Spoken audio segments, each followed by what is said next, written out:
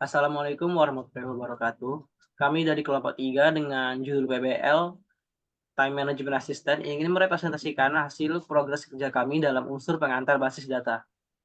Kelompok ini terdiri dari 6 orang anggota. Yang pertama adalah saya sendiri, Bayi Maulana sebagai ketua. Ada Muhammad Al-Ghazali, Ibnu Hanif Salsabila, Ajeng Wulan Barokah, Dwi Nurul Azizah, dan Miftahul Fazra. Yang pertama dimulai dari fase need analisis. Fase need analysis, berdasarkan analisa kami, didapatkan 3 kebutuhan data, yaitu data pengguna, data aktivitas, dan data riwayat.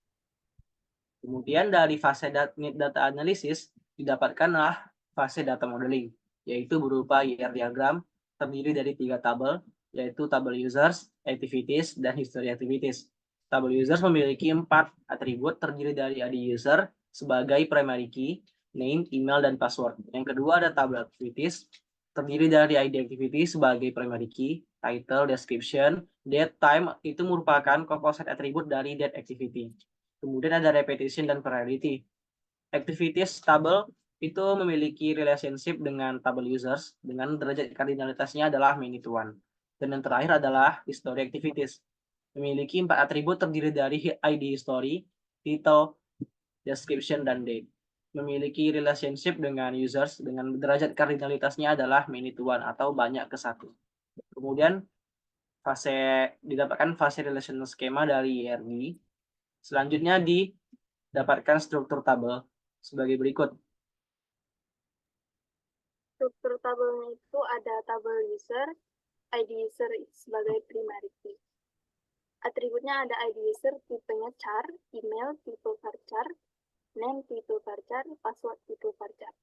Kemudian ada tabel activities, ID activity sebagai primary key, ID user sebagai foreign key, referensi ke atribut ID pengguna di kelas pengguna.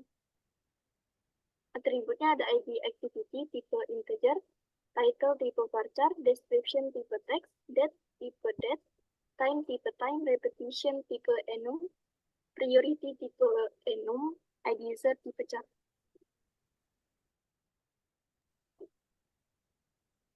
Yang terakhir ada table activity histories. ID history sebagai primary key, ID user sebagai foreign key, referensi ke atribut ID user di kelas pengguna user. Atributnya itu ada ID history tipe integer, title tipe varchar, description tipe text, date tipe date, ID user tipe char. Oke, berikut saya akan menjelaskan implementasi database. Berikut adalah hasil implementasi database yang ditampilkan dari PHP MyAdmin. Pertama ada table user. Berikut adalah table activities. Ketiga ada table history activities. Dan terakhir ini adalah desain relasinya.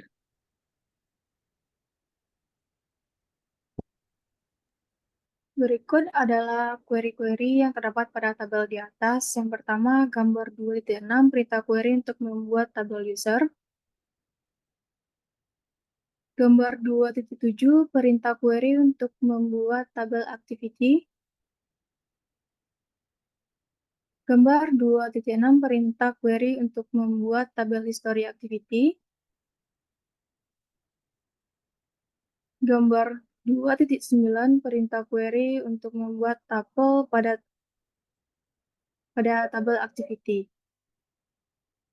Gambar 2.10 perintah query untuk menambah tabel pada tabel history activity.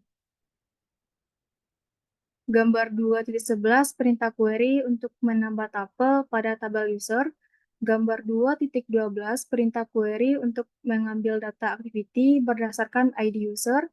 Gambar 2.13 perintah query untuk mengambil data history activity berdasarkan ID user. Gambar 2.14 perintah query untuk memperbarui aktivitas. Gambar 2.15 perintah query untuk menghapus aktivitas. Selanjutnya kita beralih kepada implementasi aplikasi tersebut dalam bentuk website. Ini merupakan tampilan dari landing page yang pertama kali ditampilkan ketika pengguna membuka halaman ini. Terdiri dari 4 section, yaitu Home, Feature, Team, dan Kontak. Home memiliki tagline Stay Productive with Cornell dengan ilustrasinya. Kemudian ada fitur, memiliki 6 fitur. Ada tim, terdiri dari 6 tim yang sudah disebutkan tadi. Dan yang terakhir ada kontak untuk mengirim kontak dengan mengisi email, kemudian pesan yang ingin disampaikan yang otomatis akan terkirim ke email kami. Selanjutnya bisa login dari tombol login atau get started now. Ketika diklik, akan diarahkan pertama kali ke halaman login, dan jika pengguna tidak memiliki akun, mereka bisa mengklik tombol sign up. Pengguna dapat mendaftar ke aplikasi dengan mengisi field nama, email,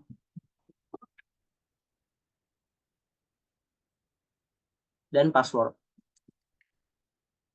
Jika user mengklik sign up dan tidak ada error, maka pengguna berhasil membuat akun dengan diberikan pesan notifikasi berhasil.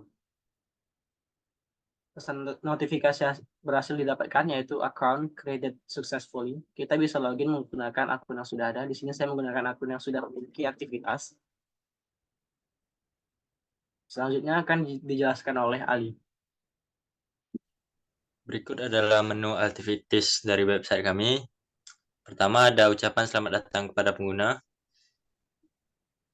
Kemudian ada 3 banner, yaitu ada banner all tasks, overdue tasks, and important tasks. Kemudian ada tampilan untuk aktivitas yang udah dibuat.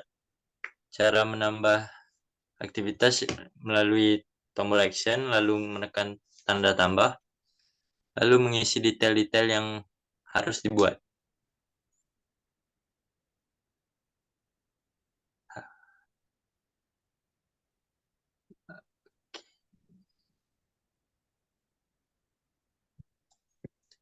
Berikutnya adalah cara mengedit aktivitas yang sudah dibuat, yaitu menekan tombol action, lalu menekan tombol edit. Lalu pengguna bisa mengedit sesuai keinginan mereka.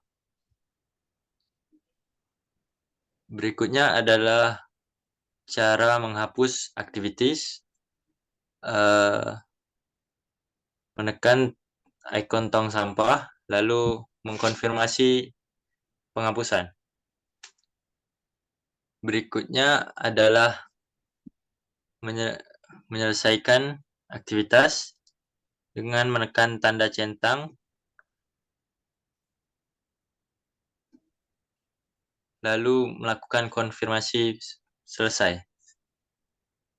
Selanjutnya ada tombol search yang akan mencari aktivitas pengguna.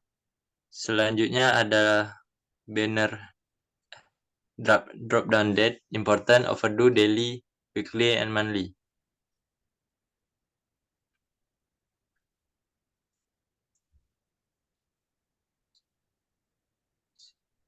Selanjutnya ada kalender yang akan Dijelaskan oleh Baiklah, saya akan menjelaskan di mana di format kalender kita dapat melihat bulan Desember 2023, di mana tanda yang berwarna kuning berarti important dan berwarna merah berarti data biasa. Yang di mana di sini ada week, berikut adalah data yang ditampilkan dalam format day, dan berikut adalah format data dalam bentuk tahunan. Selanjutnya adalah history yang akan dijelaskan oleh Dwi Nurul Azizah.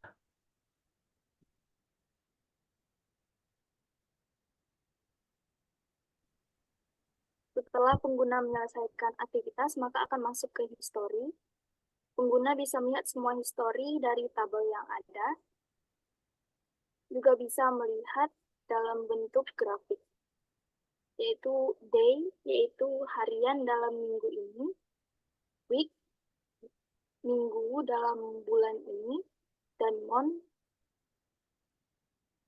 dalam tahun ini. Selanjutnya ada settings dan notification yang akan dijelaskan oleh Ibnu Hanif Salsabila.